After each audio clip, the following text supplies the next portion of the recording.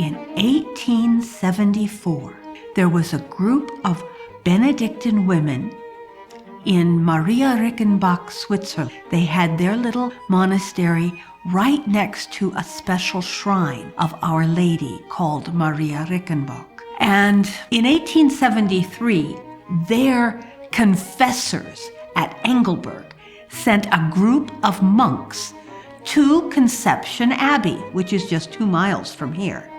And after they'd been here a year, they wrote back and asked if sisters from Maria Rickenbach would come here and join them in their ministry to the local population here in Northwest Missouri.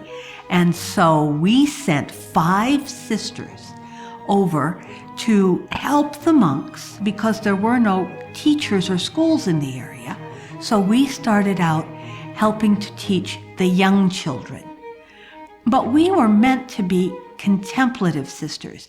That is, a community dedicated to prayer and to living a schedule that gives our whole lives to God. But the need was for teachers right away, so we did that. We also started making communion wafers early on, and we embroidered and sewed the vestments that the priests use at Mass. You know how kindergarten teachers will sometimes ask students, what do you want to be when you grow up, and somebody wants to be a ballet dancer and somebody wants to be an astronaut. I said, I want to be a housewife in God's house. And that is probably the best description of what I grew up to be. We sisters live in a monastery. There's about 35 of us that live here now. We do have our own dining room, though, and a big kitchen. We have our own chapel. We have a sister who makes soap. We have different sisters who are interested in gardening. So we have little garden patches, vegetable gardens, and flower gardens for different sisters. And we have sisters who work on the grounds, sisters who work in maintenance, sisters who work in our finance department, sisters who work in our correspondence department. So there's just a lot of jobs that when we enter community that we might be asked to do. So the little town of Clyde, a half mile away, has 82 people. Pretty small. And we have about 500 acres total of farmland. We turned a lot of the land into CRP land, which is kind of a conservation restoration project. A couple of us do some beekeeping, trying to help the environment, and also produce honey. This is God's house, but it still needs to be cleaned. Food still needs to be cooked. We need to put things away. Somebody has to do laundry. We have to sweep the chapel. We have to polish the wood the same way you do in anybody else's house. Just because it's the house of God doesn't mean it doesn't get dusty. So we take care of God's house. And the people who come and visit us, just like if somebody comes to visit in your house, you need to take care of them and be there to welcome them and see to their needs.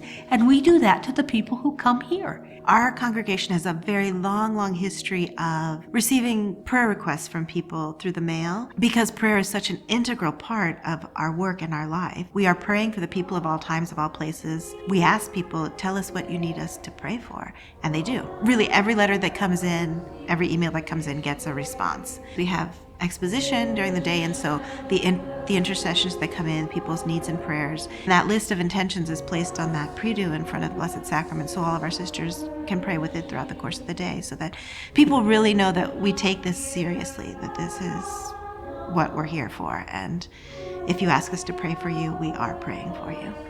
Perpetual adoration is praying in front of the Blessed Sacrament all the time.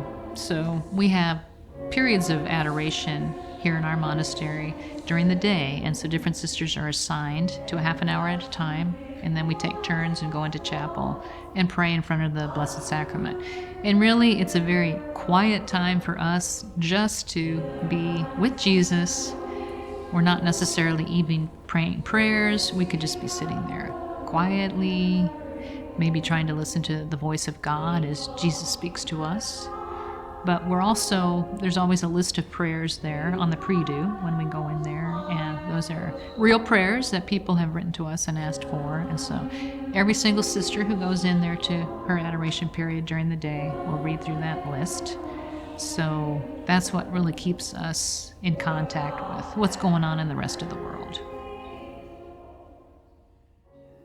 So the Eucharist came from what Jesus presented at the Last Supper, which goes back to the Passover meal of the Jewish people. In the story of the Exodus, when they were leaving, they had to leave very quickly, and they had to prepare a meal quickly. And so they were told to make unleavened bread with no yeast in it, so it wouldn't be fluffy like regular bread. It would be a very thin, flat piece of bread that they could make very quickly to eat as they went. So it was that bread, that type of bread, that Jesus used at the Last Supper. It was not meant to be fancy or flavorful. It was meant to symbolize the rapidity, the quickness which they had to leave. They didn't have time to cook anything. And it was that Passover meal which symbolized when the angel of death passed over the Israelites in Egypt and spared them from death. Again, symbolized as Christ passing over from death, which spares us from the death of hell and opens everlasting life to us. So because Christ used this simple plain bread, that's what he handed on to us. That's what we continue to do. It's the tradition of the church. The church says we can use flour and water, wheat and water, let's put it that way. And so for a very long time, probably from time beginning, we've been using flour and water. We make about 6 million breads a month and about 85,000 low gluten breads a month. And we ship all across the world. We ship to every state within the United States, and we also ship international to Canada, Mexico, Australia, Europe, literally all over the world. The regular host uses a huge baker because that we produce a very high volume of just the regular altar breads. In our low gluten production, we just have 2 individual bakers because we don't sell as many of those as the regular breads. But the recipe, of course, is very different for our regular breads. You can't add any leaven, you cannot use any yeast, but we can use regular flour. And we make wheat hosts and white hosts. And so it all starts with the flour. One recipe might have up to 110 pounds of flour, plus about 16 gallons of water. So that's all mixed up in the big mixing bowl, which you kids could take a bath in. It's that big.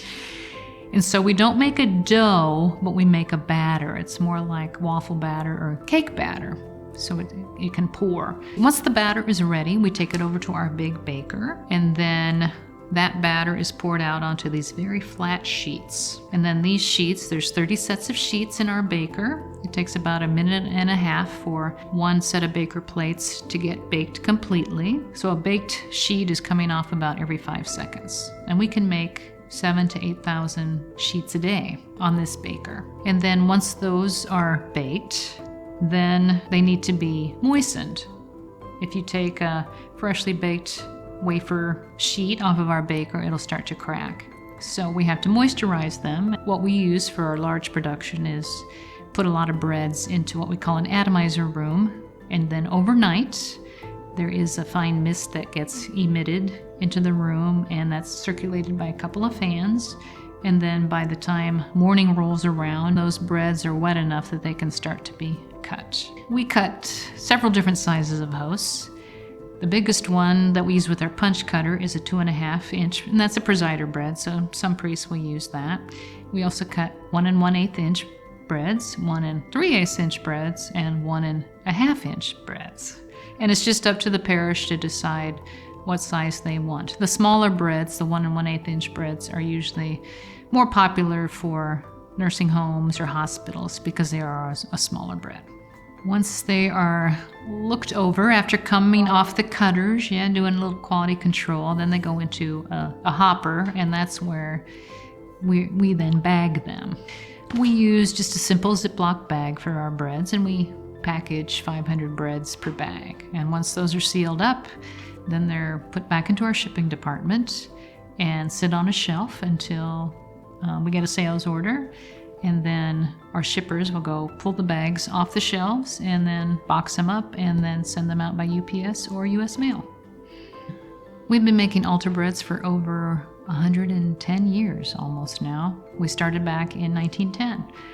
And because we are Sisters of Perpetual Adoration, this was a perfect kind of work for us to do, to bake the bread that becomes the body of Christ. I mean, the breads that my hands made, that our hands made, we'll become the body of Christ. I mean, there's a sacredness in the work just for that. It's very definitely, as the Eucharistic prayer says, the work of our hands. It very much is the work of our hands.